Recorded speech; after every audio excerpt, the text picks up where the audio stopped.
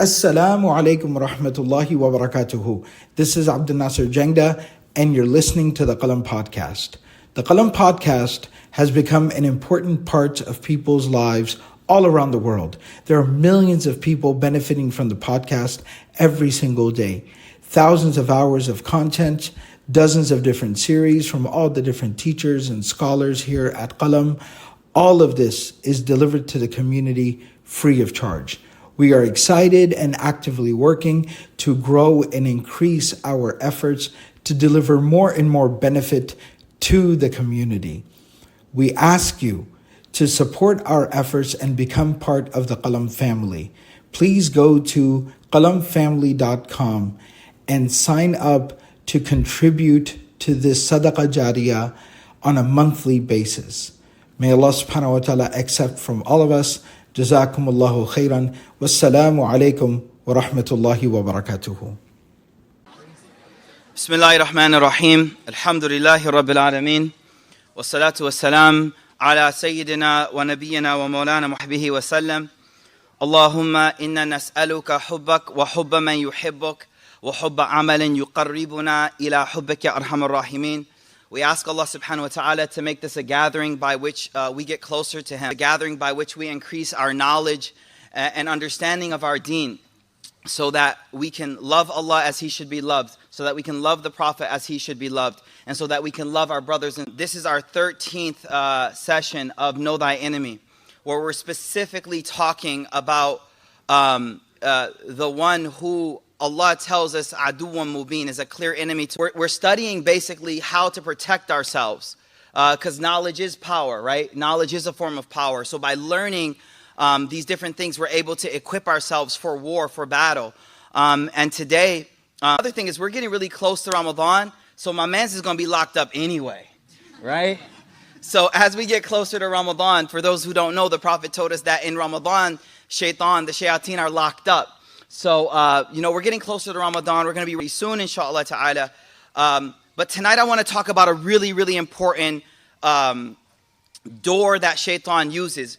In the beginning of our series, we talked, Imam Ghazali, rahimahullah ta'ala, he said there were a number of doors that shaitan tries to come through into the heart. And he started to list a number of those doors, and we were going through those. And today I want to talk about one of those doors that we haven't touched upon at all yet. Imam Ghazali rahimahullah ta'ala, he says, وَمِنْ أَبْوَابِهِ الْعَظِيمَ التَّعَصُّبُ لِلْمَذَاهِبِ وَالْأَهْوَاءِ وَالْحِقْدِ عَلَى الْخَصْمِ وَالنَّظَرِ إِلَيْهِمْ بِعَيْنِ الْإِزْدِرَارِ وَالْإِسْتِحْقَارِ. So he says that another major door that shaitan tries to come into our lives and ruin our relationships through, and ruin our relationship with Allah through, is the door of groupism or asabiya or tribalism. This is a big one. This is something we really got to talk about, because it affects us on levels that we really haven't understand that shaitan is playing chess over here and we just like playing checkers. He's talking about groupism. He's talking about a term called asabiya. And the word asabiya in Arabic, let me just break this concept down. Like asabiya is your desire to get angry and fight and defend your people, your crew, your people. And it's something that the Prophet ﷺ, when the Arabs, they had a lot of this. Especially when the Prophet ﷺ, he came to Medina. When the Prophet ﷺ came to the city of Medina, they were a people of literally Bloods and Crips. They were separated, two major groups, the Aus and the Khazraj. And they were at each other's throats. And the beauty of Islam is that Islam came and said that all of these divisions between you, they don't matter. We need to eliminate that completely. For us, they became brothers, and that was the beauty of the deen. The Prophet ﷺ, he specifically said, "Laysa minna man da'a ila al-asabiyya." You don't need to be in this masjid. You don't need to be here if you're calling people to asabiyya. Hold up, what is asabiyya? Asabiyya is this like, my people, like, yo, you hear what he said about us? You hear what he said about us? Nah, no way that's happening. And that happened. That happened. Inshallah. Yeah. All right. So and that happened during the time of the Prophet ﷺ. Like it literally was something that was coming in between the Aus and the Khazraj. And the Prophet ﷺ came And what he did is he immediately did everything he could to remove this type of tribalism and this method. The method is owed as time, divide and conquer. Once shaitan gets between us, and I start looking for my people in the masjid. Yo, where my African American heads at up in here? Yo, where y'all at? I'm sitting with y'all. You know, where my Philistines at over here? Where my brothers over here that are such and such mind state? Once we start walking into Islamic spaces thinking like this, it's extremely destructive. It's extremely destructive. And so here's the verse I want to preface all of this on. Because I think a lot of us right now, we're like, oh yeah, that doesn't really affect me. No, we're going to get real tonight. وَلَا يَجْرِمَنَّكُمْ Allah says in the Quran, وَلَا يَجْرِمَنَّكُمْ شَنَآنُ قَوْمًا عَلَىٰ أَلَّا تَعْدِلُوا اعْدِلُوا. Allah subhanahu wa ta'ala says, do not let your hatred for a group of people lead you to be unjust. I need you to think about what this is saying. Love and hatred are extremely powerful. Extremely powerful. Gang membership is something like growing up in the time of Jahiliyyah. Yo, 14, 15, 16, you want to be a part of something. You want to defend something. You want to be able to stand up. Young men, brothers, this is something we really need to think about. Because this division is something that Shaitan specifically hits us with. That who's my crew? Who do I roll with? Who's attacking us? How do you hold your hands when you pray, yo? They come up to me after halaqah, they're like, Sheikh, how we move our finger? What you say? Like this, like that. I'm like, yo, chill. Chill, we got bigger fish to fry. We got bigger issues to worry about. We got a lot more important stuff than you to be like criticizing, yo, how are your feet? Yo, where's your thobe length at, yo? These are important aspects of deen, no doubt, but they're not important enough to split us apart. They're not that important to split us apart. And right now, the rhetoric online towards the young Muslim men, hold up, sister, I gotta holler at these brothers real quick. The rhetoric online towards us is real toxic, man. It's real toxic. Do you roll with this sheikh? Do you not roll with that sheikh? Do you roll with this group? Do you roll with that group? Extremely toxic rhetoric. And the thing is, like, our nature is we want to be a part of something. We want to defend the crew. We want to defend the tribe. Right? But that tribe you need to defend is the Muslims in general. Not some subset that somebody who wants to spread their influence is trying to make you a part of. So look at this verse again. وَلَا يَجْرِمَنَّكُمْ. Do not allow your hatred allow you to, of a group of people, allow you to move away from justice. In another hadith, the Prophet ﷺ, he said, حُبُّكَ الشَّيْء. Your love for something, your people, your type, people who have been through your same struggle, and I'm going to get on this in more detail, that will blind you from the truth. And here's a line I want you to remember. Your love for your loved ones should not be greater than your love of Allah. Hear me out on this. Your love for your loved ones should not be greater than your love of Allah subhanahu wa ta'ala.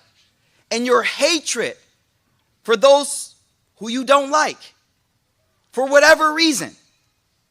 And there are justified reasons not to like someone. They did wrong to you. They wronged you. They wronged something. But your hatred for someone should not be greater than your hatred for disobeying Allah.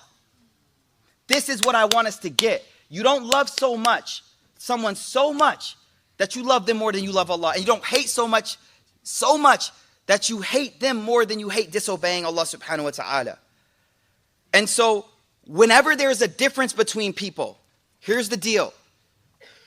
And you're called into that situation, real talk. You got to put the relationship to the side and decide to stand with Allah. And hopefully people that love you for the sake of Allah will respect you for that. I have people I can call and tell them the situation. Call my man Muhammad. He'll be like, yo, Sada's right. Yo, you wrong, bro. My wife. Yeah, she right, yo.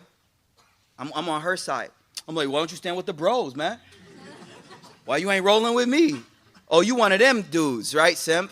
Right? These words are the words that are triggering and dividing us. These words are the words literally used to trigger and divide us. I'm trying to stand for truth. I'm trying to stand for what's correct. And so I'm going to share a hadith with you, seriously.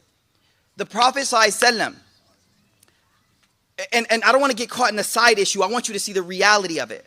The Prophet ﷺ, once someone committed a crime in the community for which there was a legal punishment for in Islam. And they came and they were all like, you know, he's such and such his son. He's such and such his nephew.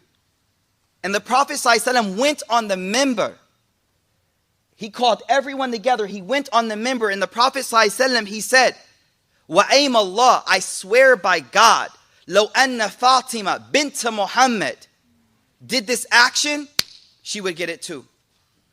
Meaning, my love for her does not blind me from where me standing with Allah subhanahu wa ta'ala. So the point here, the point that I'm really trying to drive home for us is that you may have been wronged, okay? You may have been wronged by your parents, right? They did you wrong, objectively. Everyone hears the story, they're like, yo, straight up, they did you wrong. But that doesn't mean every time a child comes with an issue about their parents, you're like, yo, I already know I'm with you. Your wife may have did you wrong, Habibi. Maybe she did. But that doesn't mean every time somebody comes with an issue, a marital issue, you like, I'm with the brother. I already know, bro. I know how it rolls. And sisters, same way. Are you standing just for her because of the affinity of being a female? Are you standing because that's where the truth is? Are you sharing that post because that's where the truth is? Or are you sharing that post just because you're on my team? I told you it was going to get real.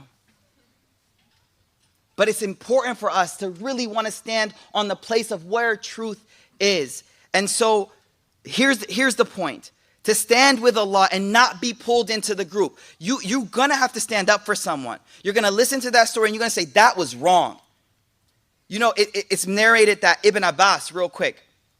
Ibn Abbas was a great, Sahabi of the Prophet ﷺ. Do you know it's narrated about him?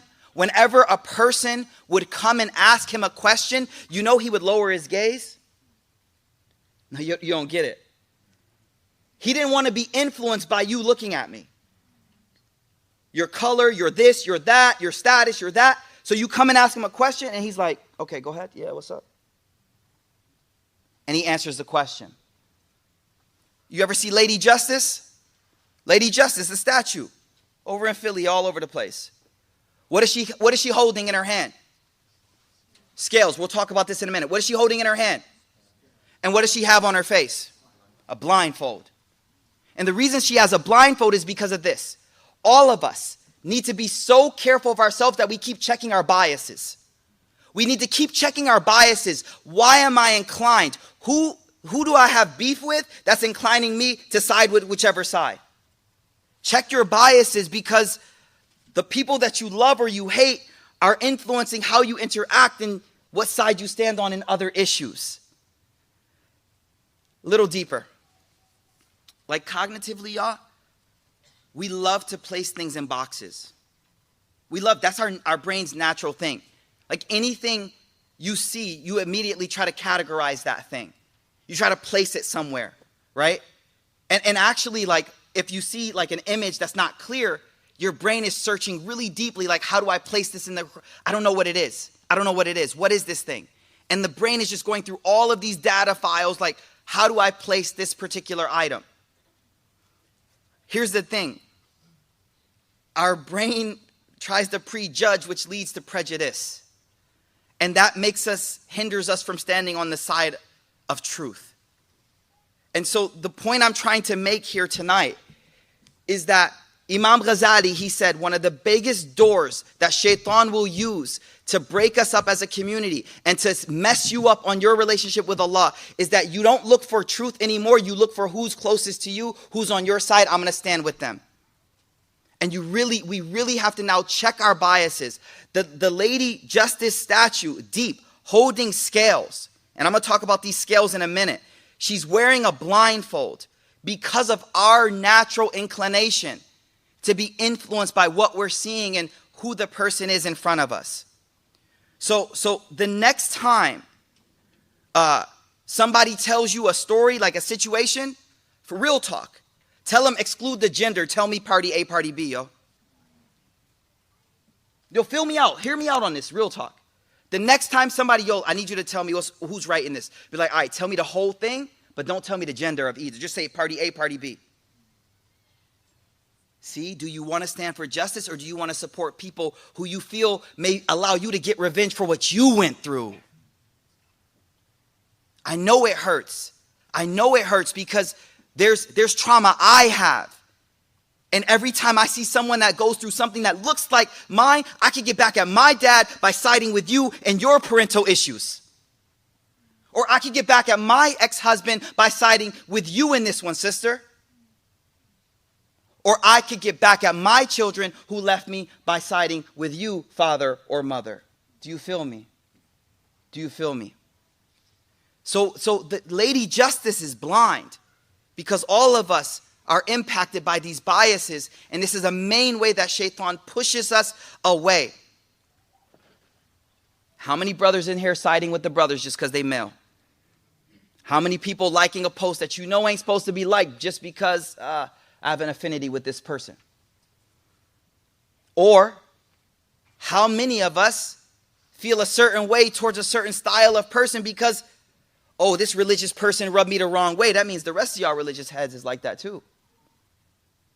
What I'm trying to show you is you may have came down sitting and I started to talk about groupism and you're like, oh, I'm woke from that, I'm good. I'm like, you woke back up into it, yo.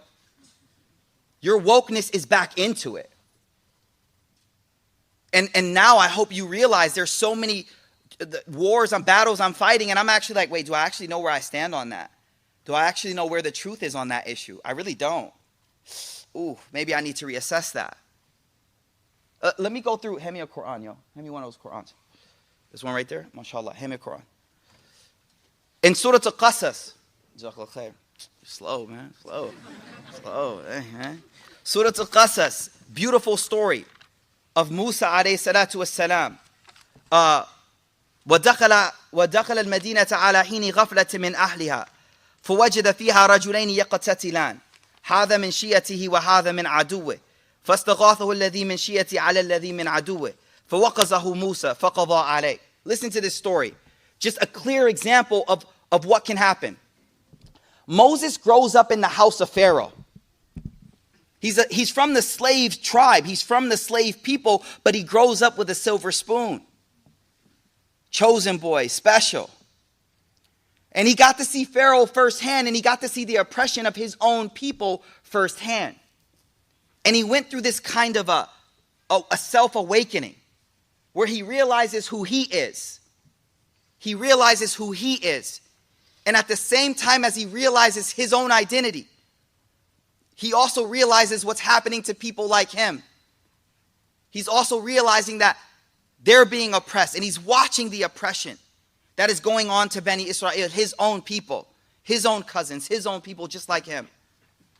So as he grows up and he's starting to realize what's happening, this rage is growing inside. And I want to touch the rage because it's the love and the rage that pushes us away from justice. And you need to learn to direct your anger in the right place. Musa is upset, and he has every right to be upset. And I want to validate your feeling of upset. First thing first, the wrong that was done to you by such and such religious person was wrong. The wrong that was done to you by your parents was wrong. But here's the problem. When we see a scale of injustice, our job is to push the other side so the balance is formed, not so that we create another injustice. I hope you feel me. Musa alayhi salatu wassalam. Finally a moment comes. وَدَخَلَ الْمَدِينَةَ عَلَى حِينِ غَفْلَةٍ مِّنْ أَهْلِهَا. Musa's walking around the city at a time when most people are laying down resting, midday. And what did he came across two people. على حين غفلة من أهلها فوجد فيها رجلين يقتتلان. He comes across two people, يقتتلان, fighting one another. هذا من شيعته وهذا من عدوه. One of them was from Pharaoh's people, and one of them was his own people. Someone he resonates with. By now you should realize we're not talking about race here. We're too woke in this room to be siding with race. We race with other issues. We side with other issues. You feel me? So he sees someone from his group. What does it say? He walks over. وَهَذَا مِنْ عَدُوِّهِ. This guy's from the other side. He's filled with rage. He sees the injustice going on. And here's another example of potential injustice. The perpetuation of the cycle of injustice. Sound like mad woke stuff right there, right? Y'all like that? I got those. He sees the perpetuation of this cycle of injustice. So he has to stop it. What does the Quran say this great prophet of Allah did? فَوَقَزَهُ Musa. Quran says it. He hit him. He punched him. فَوَقَزَهُ Musa. And what happened? Musa was known to be a very strong man. فَقَضَى عَلَيْهِ. He died. When Musa saw what happened, saw the situation, he says, هَذَا مِنْ عَمَلِ شَيْطَانِ. هَذَا مِنْ عَمَلِ الشَّيْطَانِ. This is an action from the devil. I don't even know what side was right in this situation. I don't even know where the truth was. And there's a dead man right there. I know where the historic cycle of injustice has been. But in this situation right in front of me, where was the truth? The story continues. The next day, what happens? قَالَ هَذَا مِنْ عَمَلِ الشَّيْطَانِ فَأَصْبَحَ فِي الْمَدِينَةِ خَائِفٍ يَتَرَقَّبْ. He woke up the next day like, oh my God, what did I do? I killed him, man. Coincidentally, who does he bump into again? فَإِذَا الَّذِي يَسْتَنْصَرَهُ بِالْأَمْسِ يَسْتَصْرِخُ. He bumps into the same person arguing with another person. The one from his side. Obviously, the other dude was dead. Another person. And he says to this person, قَالَ لَهُ مُوسَى إِنَّكَ لَغَوِيٌّ مُبِينٌ. Yo, you causing a lot of trouble, man. Now, this person thought, oh, he's talking at me. I saw what he did to someone yesterday. So quickly he goes, oh, Musa, don't hit me like you hit the guy yesterday. And the person there's like, oh, now we know who the murderer is. And he runs back to Pharaoh. Pharaoh is interesting here because Pharaoh allows this injustice or the rectification of the injustice to be the main focal point. The next time Moses comes with a message, he goes, oh, you're the one that was causing all that fitna. Excuse me, sir? The one who has enslaved my people for generations and used them to do all types of hard things, killed our sons, kept our daughters alive for your own self. You're calling me unjust? You're reminding me of the wrong that I did? I bring this story up because it's a beautiful example of true wrongs. He saw wrong. He was filled with anger. But in that situation, now we know that man that he stuck up for had a bit of he had issues. He had issues. So my question to you, answer these questions. Was his rage against the people of Pharaoh justified? In a way, he saw what was going on. But did he get to the bottom of, did he know what the reality of that situation was quite yet? Maybe not. I'll give you another example. And this example hits home for me. I'll give you the example of Al-Hajj Malika Shabazz. Y'all know who that is? Come on, man, who's that? Malcolm X. Malcolm X witnessed something that we could probably never imagine. The prejudice, the racism, the outright denial of human rights to African Americans back in the day. I mean, he saw the worst of it, some of the worst of it. And when he ended up in prison due to being caught in the system of violence and crime and drugs and these things, when he ended up in prison, he had time to reflect and study and learn. And in that moment, he had his first awakening where he realized his own value. Remember, Shaitan never wants you to know your value. He will keep you in a bad situation because you don't know how precious you are. So he realized how great he was. When he realizes he's a king, he's a great man, and then truly he was. When we know who he became and saw who he was, do you know the number of people that have accepted Islam just from this man's life? He was a king. But this king was living the life of a lowly person because he didn't know his own wealth. And this is what Shaitan, his own value, and this is what Shaitan wanted. And a lot of us in this room, we're allowing ourselves to live amongst the dregs of actions of society because you don't know your wealth and your value. But that was the topic we did a few weeks ago. So he goes to prison. His eyes are opened. And what happens inside of his heart, brothers and sisters? He develops a hatred. A hatred for a cycle of injustice against our people, my people.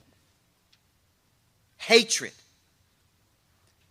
And that hatred grows and grows. He becomes more educated. He becomes more eloquent. And when he comes out, that anger is now everywhere to be seen. National television interviews. White man is the devil. I can't forget the part in the book where a Caucasian woman walks up to him, empathetic and sympathetic towards the mission of bringing human rights. And she asks him, she's like, I'm sorry for what has happened to y'all. Is there anything I can do to help? You know what he says? Nope. Nope. Keep stepping. Nope. There's nothing you could do.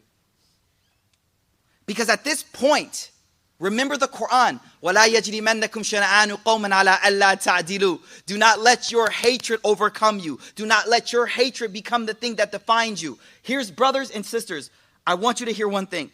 If there's anyone kicking dawah that is defining you by who you hate, you don't want to associate with that person. You want to associate with those who define you by who you love. You're not going to get what I'm saying, yo. You're not defined by your enemies. Their absence doesn't make you disappear. What defines me is I'm a Muslim and I love everyone in this room. I'm defined by who I love. I'm not defined by who I hate. Malcolm X at this point in his life was defined by who he hated. At that point in his life, he is defined by who he hated. What happens next? By the grace of Allah subhanahu wa ta'ala, Al-Hajj Malika Shabazz goes for Hajj. And he is opened up to the beauty of Islam. He is opened up to the balance of Islam.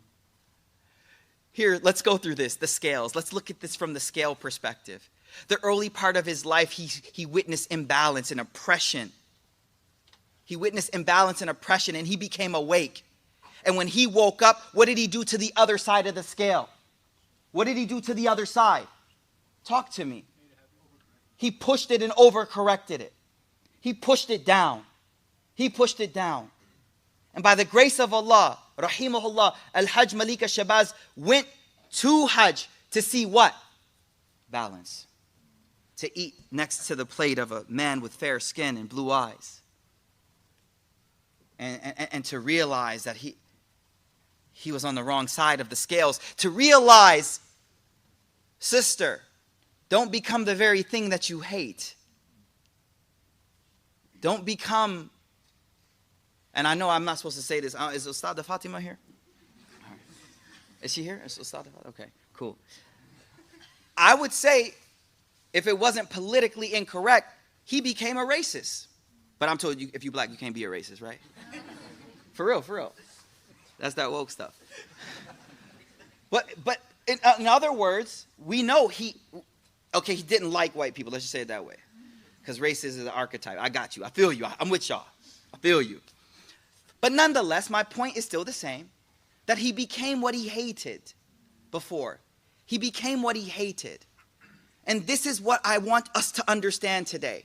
Is that one of the major ways that Shaitan is now playing chess here is he's taking this man who has become aware of the injustices and now making him overcompensate and create another injustice. Al-Hajj Malika Shabazz, I kid you not, he came back aware and realizing, he came back a true Muslim, he came back realizing that was wrong, and within a short time, those shayateen had him killed. They say in the last days of his life, he knew he was a dead man. He chose, I'm going to go out as a shaheed. Black History Month. Y'all know I had to drop it. I did my part, yo.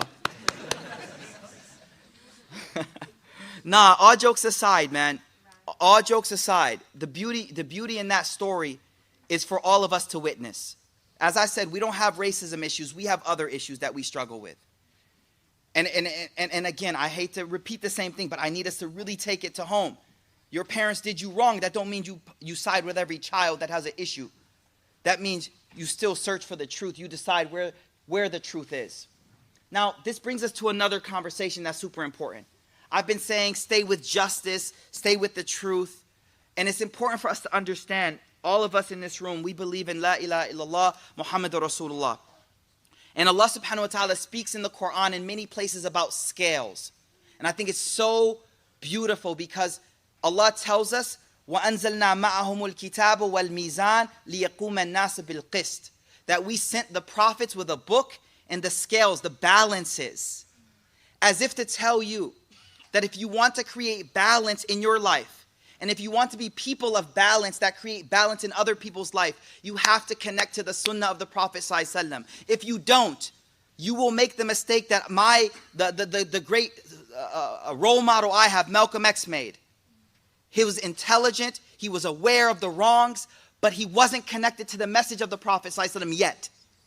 And you will make the same mistake. You will truly want to stand up for other sisters, other brothers, other sons, other mothers. You will truly want to stand up for what is truth. But if you don't do it in accordance to what the Prophet taught us, you will end up on the wrong side of justice. You will end up pushing the scales down too far on the other side. وَأَنزَلْنَا مَعَهُمُ الْكِتَابِ. Allah says in the Quran that I sent down with every prophet a book and scales of justice. Scales. Our place that we look for justice, if you've been wrong, you turn back to the Prophet and find out where's the right at. One time the Prophet ﷺ, hear me out on this. One time the Prophet ﷺ, he was splitting up some wealth amongst the companions. And as he was splitting up the wealth, a man came up. He was really rough. He was straight off the streets, you could say, a Bedouin. And he said, Ya Muhammad, i'adil. He said, oh Muhammad, be fair. The Prophet looked at him, waylak, woe to you. Who? Now listen to this statement. I want to hear how you hear it. He says, men ya'dil illam a'dil. He says, who's just if I'm not just? Now how do you hear that? Do you hear it from a prophet of Allah, not boasting, but stating a fact? If you can't turn to the Prophet and expect justice and fairness from a prophet of God, do you expect to get it anywhere else? Do you expect to get it anywhere else? So the idea here is that we turn back to the prophets of Allah subhanahu wa ta'ala and we see justice and become people of balance through them. Justice, listen to this, hear me out, just to bring this point home. There's a narration that says, it is justice. This is a powerful narration. The Prophet ﷺ, he said, بِالْعَدَلِ قَامَتِ السَّمَاوَاتُ وَالْأَرْضِ. It is justice that holds up. It is justice that holds up the heavens and the earth. And I'll say this, I was talking to a friend about this hadith today. And if adal, if justice is what holds up the heavens and the earth, what do you think is going to hold up your family, yo? Justice. Being on the right side of truth. Don't side for no reason. And don't get me wrong, listen, please understand, when wrong is done, you stand up. The Prophet was the first to stand up when someone was wronged. But the trick of shaitan, and that's the point of this class, is that your biases lead you to prejudge and put yourself on a side before you really know where the justice and where Allah wants you to be on this situation. Undoubtedly, when the wrong is done and you know what Allah wants from you, you stand strongly for that. But prior to that, check your bias, know where you stand. So the next part, subhanAllah, I read something really deep that Ibn Taymiyyah rahimahullah ta'ala, he says, Allahu yansurul dawlatil adala. Allah subhanahu wa ta'ala will help, advance, move forward a group of people that are just وَإِن كَانَتْ كَافِرَةً, even if they don't believe in Allah subhanahu wa ta'ala. وَلَا يَنْصُرُ دَوْلَةً الظَّالِمَةً وَإِن كَانَتْ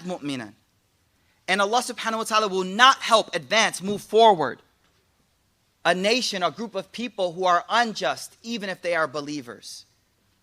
That speaks hard, that's deep for us, because what that is telling us is if you establish justice amongst your people, Ibn Taymiyyah is narrating this narration that goes back to Sahaba, which is saying Allah will help. In our country, subhanAllah, y'all, can I be real? Man, subhanAllah, a lot of our Muslim countries, man, you can't get justice, yo. And we wonder why we're held back, why we're not moving forward. Ibn Taymiyyah said it clear. When justice is established, somebody is wronged, and those wrongs can be addressed, Allah will push that nation forward, even if they don't believe in Allah subhanahu wa ta'ala. That's heavy. That's deep. That means families that establish justice, regardless of religion, Allah will push them forward. Countries, people, groups of people.